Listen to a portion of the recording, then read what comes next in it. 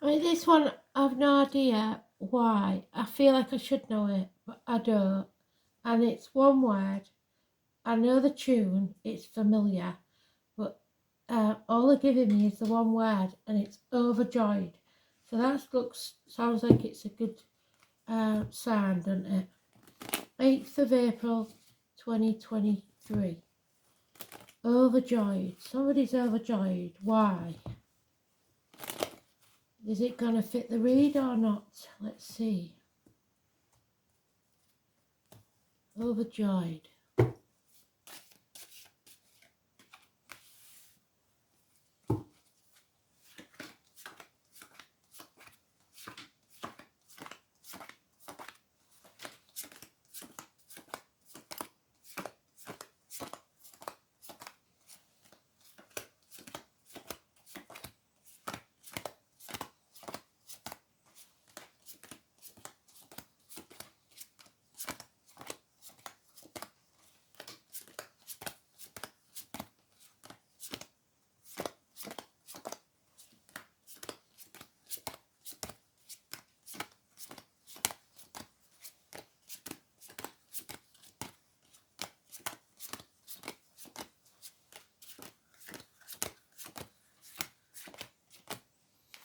Well, it certainly doesn't start off that way. That is a fact. Why would somebody be overjoyed at that? Unbelievable. Because we've got Aries, government officials, father figures, bosses. They were all the highway. Lack of self-esteem, depression, head and face injuries. The world's on fire. Maybe it's government officials coming unstuck. There's illness, a bad temper, heart and back issues, power struggles. That fits. Capricorn energy, materialism. 8 and 26, 4 and 31. Negative energy. Leo and Aries. And now Taurus. So not only have we got government officials, authority figures, bosses, father figures, we've got issues with karma and the heart. We've got religion in there. We've got teachers in there. We've got study. Somebody binding themselves to material things and not telling the truth about it. Inner child issues, ego issues. And we need to settle this once and for all. Finally. Teeth, bones, geriatric issues, raising things to the ground and beginning again. A reset. The 20, positive. Rising like the phoenix. Judgment day has arrived. Somebody has been getting away with something for far too long that we've been unaware of. 7 weeks. Now we're going to have to stand on our own 2 feet. Concealment, lies, theft. But we will rise above this, be able to stand on our own 2 feet emotionally and financially. No longer dwelling in that dark place, because there is a blame game here. Shoulda, woulda, coulda. Thinking back on the past too much and not seeing the good in the future. Being too stubborn and inflexible. This is a power struggle. There's no two ways about it. We've got to finish it, settle it, and raise things to the ground, beginning again.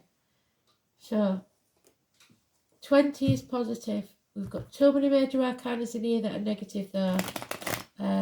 5, 23, 8, 26, 4 and 31. All negative. 4 to 5 months, 9 years, 7 weeks. All negative apart from the 9 years.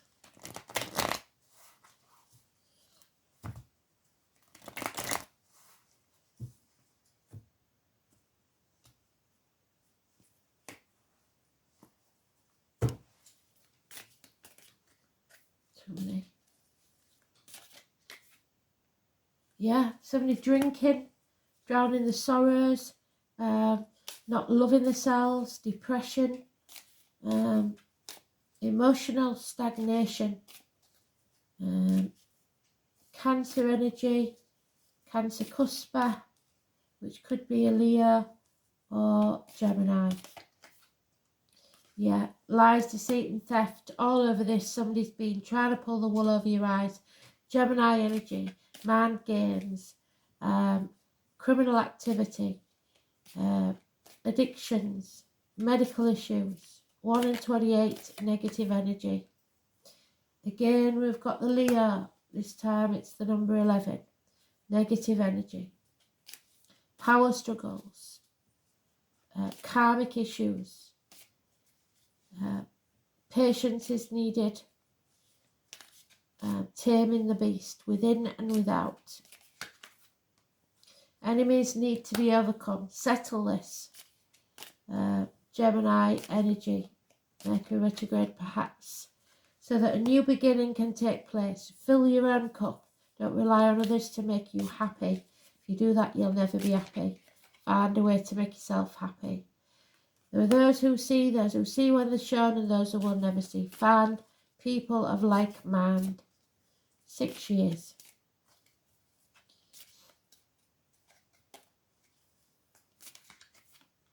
Yeah.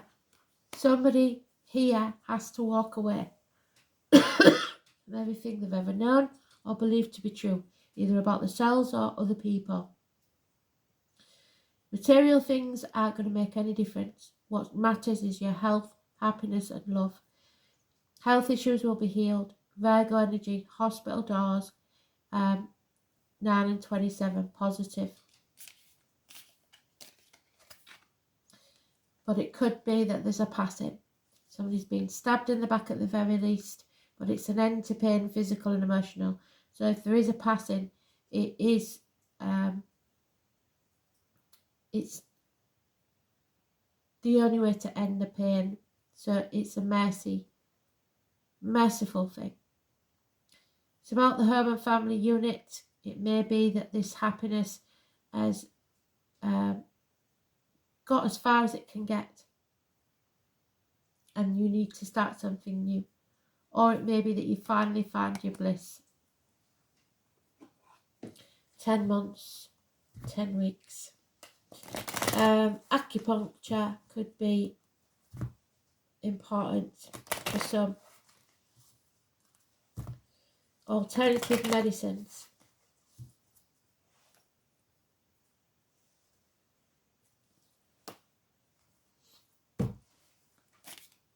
10th month is Scorpio.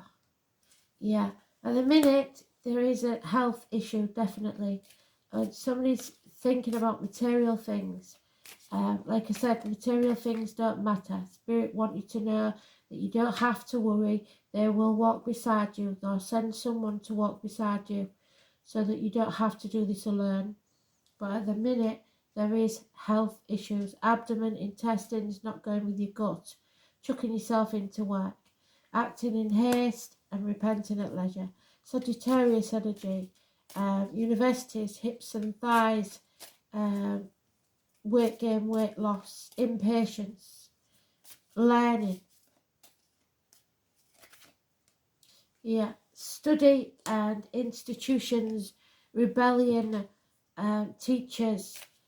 So there could be more strikes with the teachers if we're in England. Somebody not speaking the truth. There are a lot of lies here. Somebody's lost faith in a situation. Taurus energy, 5 and 23 is negative. This isn't over yet, but it needs to be. 21, delays in travel. God, they're going right for me for it. So that Taurus energy, massively important. 21, something needs to be brought full circle. There's been heartache, sorrow, loss and separation, or will be. Something has to be sacrificed. There may be minor surgery, but it's needed to end this pain. Yeah, a bond will be broken. There's no two ways about it. The tower must fall. it will be you bringing your walls down and becoming vulnerable, or bringing your ivory tower crashing to the ground and realising it's not all it's cracked up to be. 16, blessing in disguise. Positive communication coming your way, possibly about child maintenance, the checks in the mail, or improvements in finance and career. There's a missed opportunity here that may come round again during Mercury retrograde. Missed opportunity about a year ago, perhaps. How are we doing? So, yeah, first house of Aries. So that's what we started with. Well done, Spirit. Mercury, like I said, Mercury retrograde, I think, and Libra, justice must be seen to be served. You can't sit on the fence anymore. Court cases, public enemies, marriages, partnerships. So the first house is about a rebirth, which is what they want with the Judgment Day. And Aries.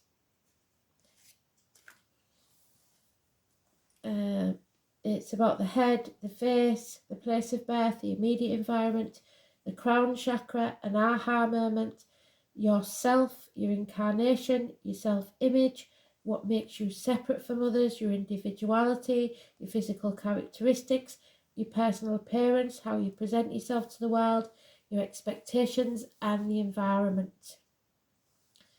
So Mercury in Libra.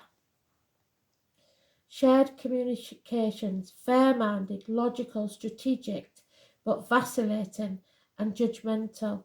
Mercury in Libra sees both sides of an argument is dependent on the opinions of others. So you shouldn't be listening to other people. You should be keeping your own counsel. Not a good energy to sit on the fence and listen to others all the time. Take back control. The Yule tree, the finger of God, whatever you want to call it, yeah.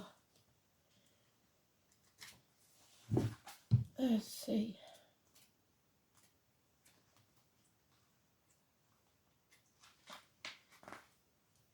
Just hang on to the overjoyed bit.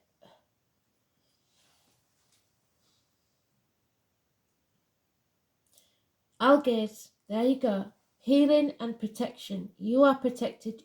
There is healing here. Good news, Kristen. Chooser of the slain, the Valkyrie and Heimdall. So, Algaz.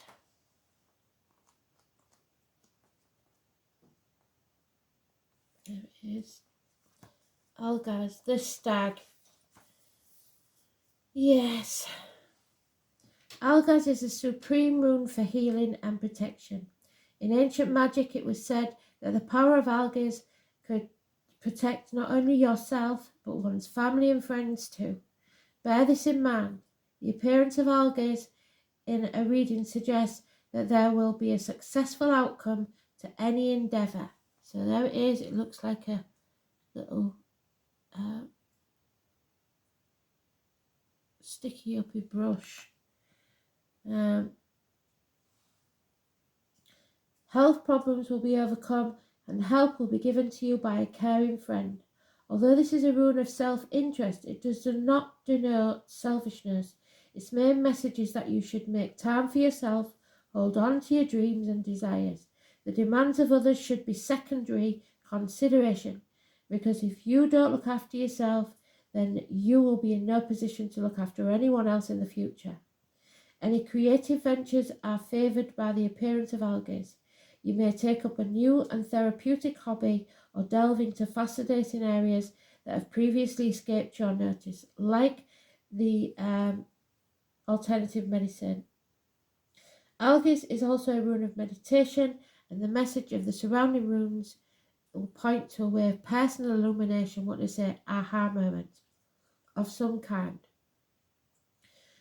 We have to read the inverted as well. So in the inverted position, this rune reinforces the message of its upright meaning.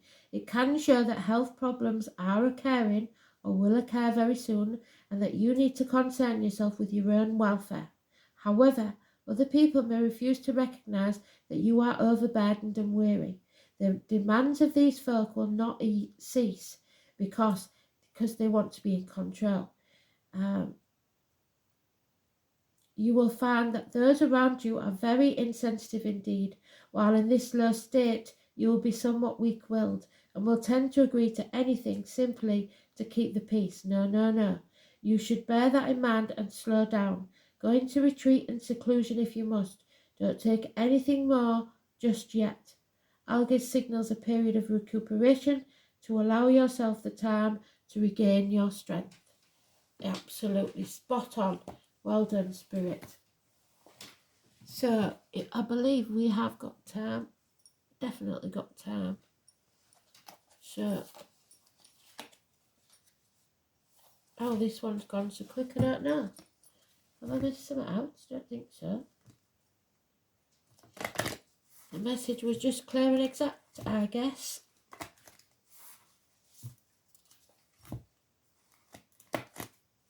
Oh, we have missed something out. Silly mare.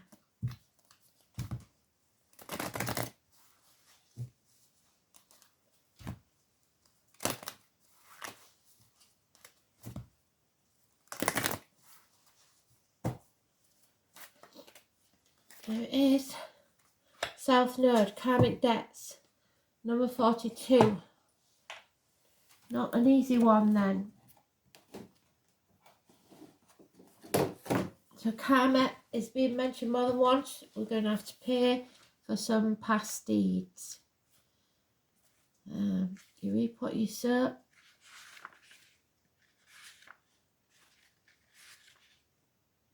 Oh, there it is, Ten of Swords. So there is some betrayal or passing. There are no two ways about it. An ending needs to take place. Karma, when properly understood, is just the mechanics through which consciousness manifests. So, it's karmic point on your chart where certain matters must be discharged or cast off in order to develop and move forwards to greater things. It's the dragon's tail. So again, that's you, Kristen, the dragon. Anybody born in the year of the dragon? And number 1. The South Node represents karmic debts, which can make life's circumstances hard. But neither the North nor the South Node are all good or bad luck. The South Node is a key to what has been left unfinished or unresolved in your life. What I say, it's not finished, it's not over. What lies therein is what we bring from not only our childhood but our past lives. It is turning point. It's a time for endings and beginnings. Understand that there is something about to close that's been held in place for far too long. Familiar ways will end, ushering you into new ways through different developments. You are ready to step out of your rut and align yourself with a higher vision. You may be re-evaluating certain aspects of your life and realise there's no longer any connection there and that it's time to move on. Be assured you will have a stronger foundation in your next venture. Doors will slam, but in recognising what needs to end, it helps you move on towards further maturity. Major turning point that this period to maximise the advantages of these changes. Difficult though they may seem now, you will want to leave your comfort zone and make as many new contacts as you possibly can.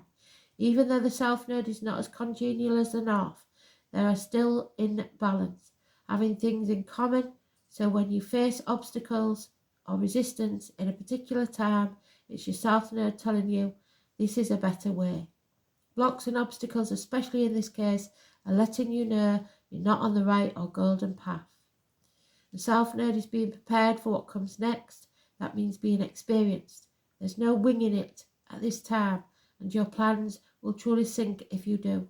Sometimes when the South Node is activated, it will take several tries to get what you're after, and you could receive unexpected rejections, ones you weren't looking for. You could even be asked to do extra tasks while working longer hours. The good news is, even though things are a bit tough at the current time, it is still an advantageous time. You're about to hook up with the right people and your soul tribe. You are setting down a foundation for a marvellous future. Beautiful. So it's not over yet, but it's getting there. The 21st, Ablas talks about 21st, didn't he? That's going to be a biggie as well. So let's see.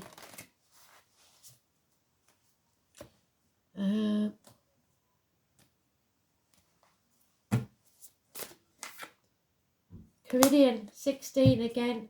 So that's the Tower moment. There it is. Tower. So Caridian. Where is it? So Caridian. We know about air and a stir in a pot, don't we? And getting the mixture in the wrong person's mouth.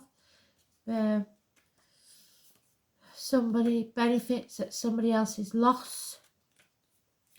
A blessing in disguise. So, Caridian is known as a shape-shifting underworld goddess.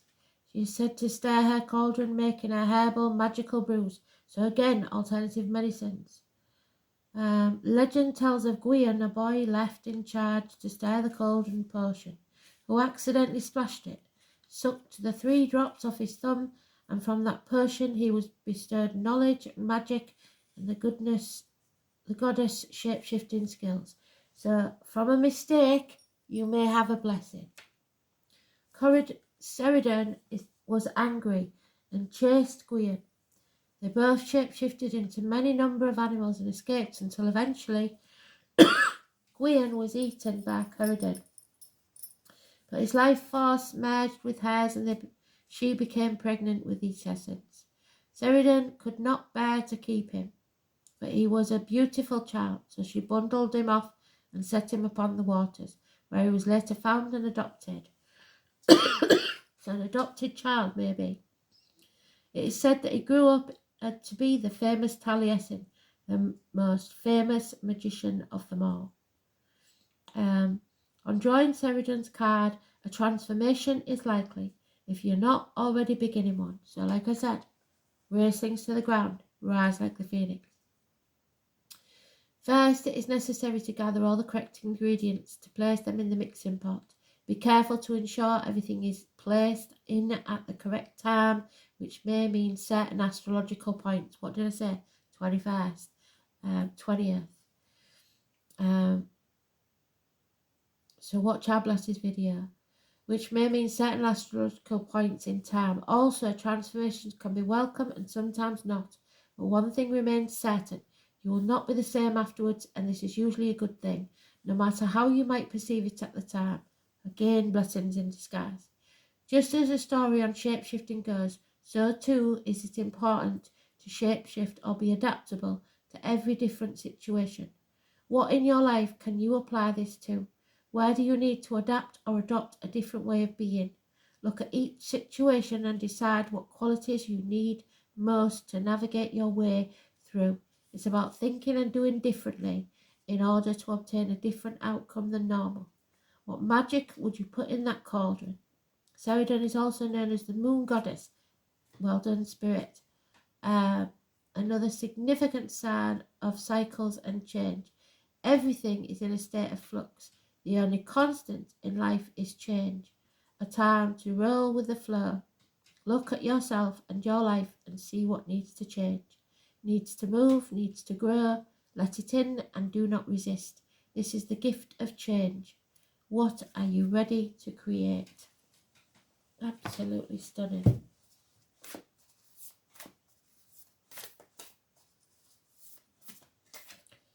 And the age of light, that's what we're creating. You've been training for this for a lifetime. So this is your life purpose. 86. Karma. Mystics and sages throughout the ages have predicted this period in history, and you decided to incarnate in the middle of it.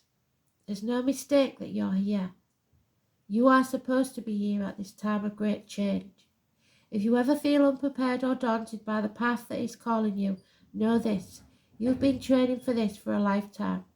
You're way more than the days that you have breathed through you in this life. You're also all of the lifetimes that came before. All of these experiences have polished your soul into the most magnificent expression that is your authentic self. Your soul has many facets. Imagine a fingerprint.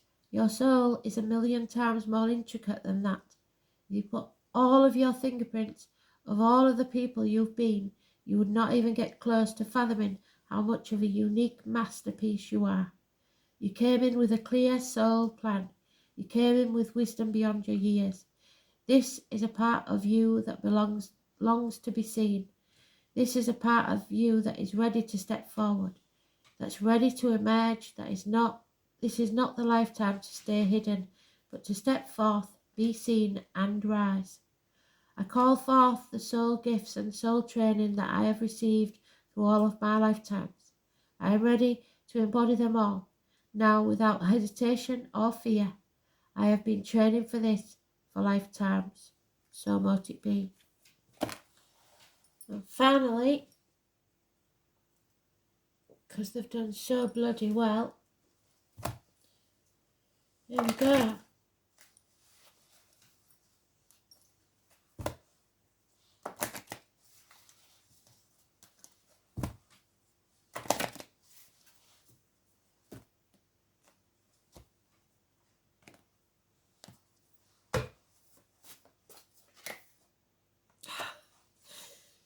You can't make it up. Every single bloody time. The age of light and light. Light illuminates the darkness and gloom, brings hope and inspiration. Ask the angels to fill you with the light, for it contains spiritual information and knowledge. These are the keys to the universe and bring love and peace, as well as unlocking the wisdom within you. As your light becomes stronger and clearer, you will find clarity and purpose.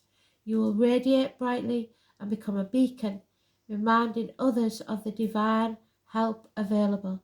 Angel wisdom suggests you ask the angels to ignite and strengthen the divine flame within you. I am the light. So, the light at the end of the tunnel.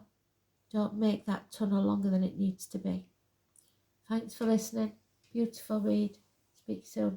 Bye.